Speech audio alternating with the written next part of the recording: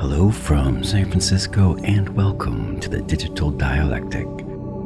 Today, we're discussing when and how the linkage between employee productivity and employee compensation was broken, and how people working in collaboration with AI can rebalance the scales of economic justice a little more fairly. There's an economic chart you've probably seen before. Two lines that move together from 1948 until about 1980, then they suddenly diverge. One line, which is worker productivity, keeps on climbing, while the other line, worker compensation, flatlines. For decades, as American workers became more productive, their wages rose accordingly. That was the deal. That was the social contract. Work harder, work smarter, and share in the gains. But then something broke, and today I would like to talk with you about exactly what broke it and what we can do now to fix it. Let's put some numbers on this. Between 1948 and 1979, productivity in the American economy grew by about 108%. We've all heard the phrase about how AI is going to make companies so much more productive. But we have to be sure that these productivity gains are also tied to worker compensation gains. So let's put some numbers on this. Between 1948 and 1979, productivity in the American economy grew by about 108%. Worker compensation grew by about 93%. Not perfectly aligned, but close. When companies made more, workers made more.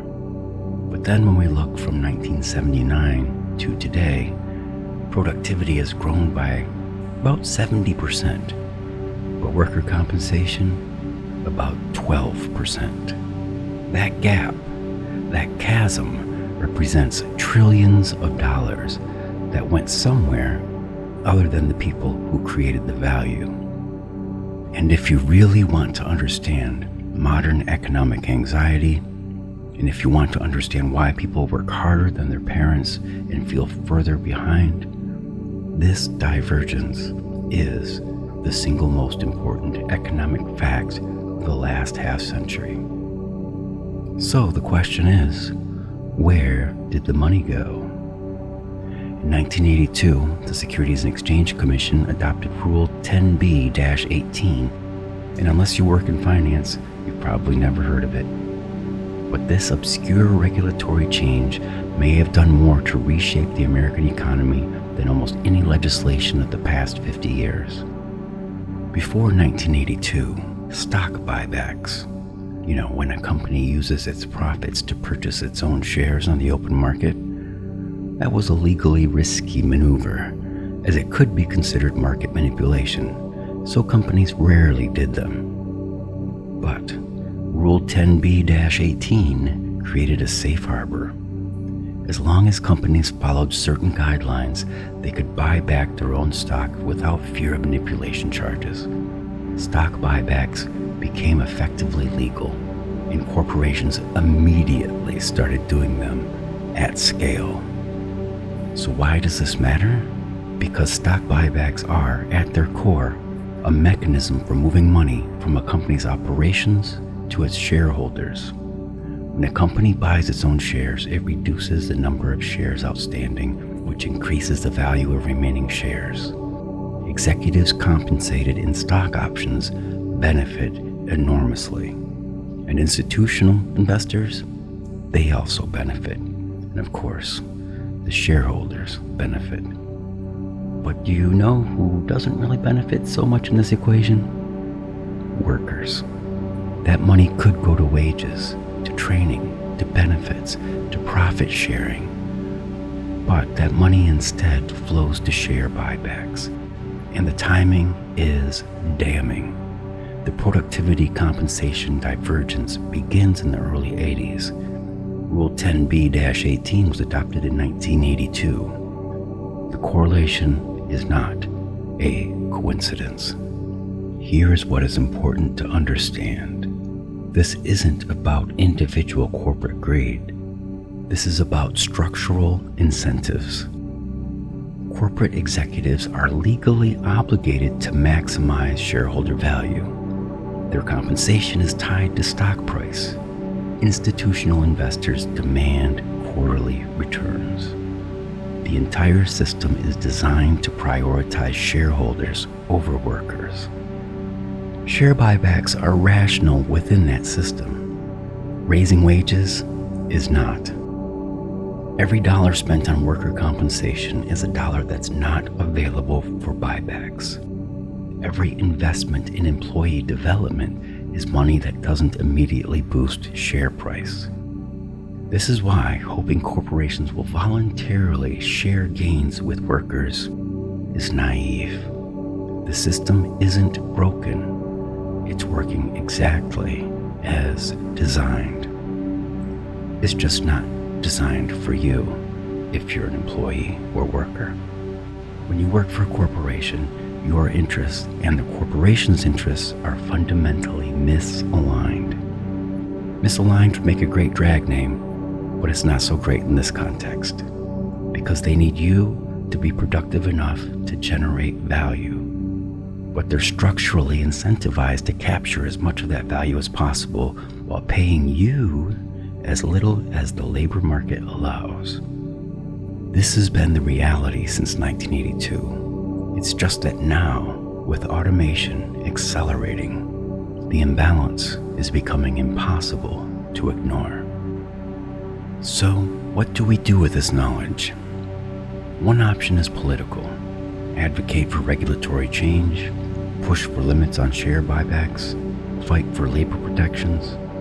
That work is important, and I definitely support it, but it's slow, uncertain, and depends on political forces that have been largely captured by the same corporate interests that need to be restrained. But there is another option, and one we can start building today. And that's to reduce our dependency on corporate employment altogether. And this is where AI collaboration enters the picture. Not as a technology that corporations use to further squeeze workers, though that's certainly happening, but as a tool that individuals can use to build economic lives independent of corporate employment. Think about what's kept people tethered to corporations: infrastructure, scale, and capability. You needed corporate resources to compete. You needed their systems, their reach, and their institutional knowledge. AI collaboration changes that equation. With the right human-AI partnership, an individual or small collective can now accomplish what previously required institutional backing. You can manage complex operations. You can serve clients at scale. You can handle the administrative overhead that used to require hiring employees you couldn't afford. The productivity gains from AI don't have to flow to shareholders through buybacks. When you own your enterprise, those productivity gains flow to you. I'm not suggesting everyone can quit their job tomorrow. It's really not very realistic, but I am suggesting we can start building now. We need to use our current employment strategically. Learn AI tools. Develop the skills for human-AI collaboration. Start a side project. Test your ideas. Build relationships outside of corporate structures. And create something that belongs to you. Think of it as building your exit ramp. The goal isn't to escape immediately.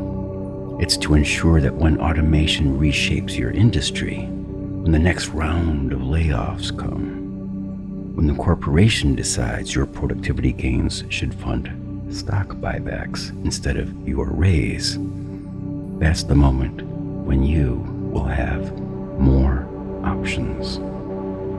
And so much of what we call freedom lives in the quality of the options that we have. Because here's the truth. corporations have spent 40 years demonstrating that they won't share gains with workers. The productivity compensation gap isn't closing, buybacks aren't slowing down, and the structural incentives haven't changed. Waiting for corporations to treat us fairly is waiting for something that the data says isn't coming. What I'm proposing is a fundamental realignment.